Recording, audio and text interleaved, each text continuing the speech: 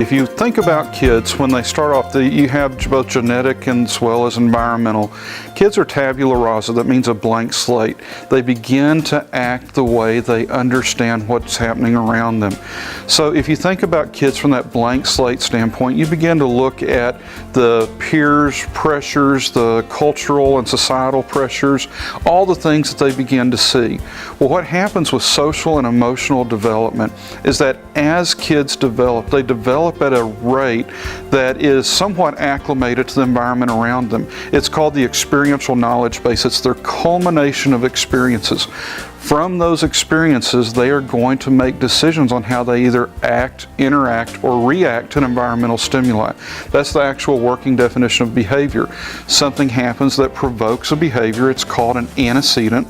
That antecedent event causes the kid to either act, and by acting it means they're trying to figure it out, react, which is the one that's most common when kids have misbehaviors, or interact, which means they're actually interacting with what's going on around to begin problem solving.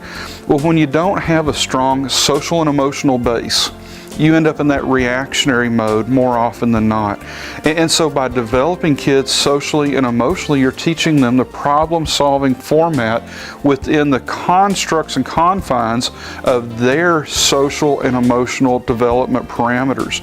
So teaching kids how to socially fit into their setting and then emotionally adapt to the setting absolutely creates a difference within that culminated experience, which is that experiential knowledge base. That's where experiences come from. That's why when you make a change in social and emotional development, you see a decrease in behaviors.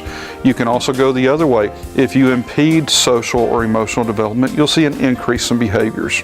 There are two ways of looking at it. One is that, think about it, our educational system is set up on a very linear pathway of progression.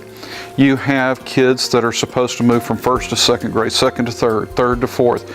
But that's not the way actual learning theories or things that we set our educational system up has said kids develop. In fact, whether it's Piaget or Erickson, and you look at the stages of development, those little ones in that, pre-operational phase, and the formative stage, and the concrete phase. Kids develop in phases. So when you have a middle school kid getting into fight, it very well could be a maturity issue. Doesn't mean that they're aberrant or that they've got problems. It could be just a maturity issue. And so what we need to do is develop them socially. That's the maturity, developing them socially. Or if they actually have a deficit, and that's an actual deficit on how they interact, react, or act to that stimuli, we need to develop them emotionally. So you have both that intrinsic and extrinsic development that needs to occur. What we realize is in our educational setting, the pressures put on kids to advance, we pressure them oftentimes beyond what we accept their development stages to be. And so we have to be proactive and preventative in maturing these kids socially.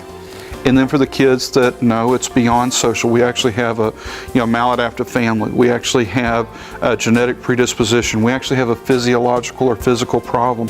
Then we have to develop them emotionally as well. That's social and emotional.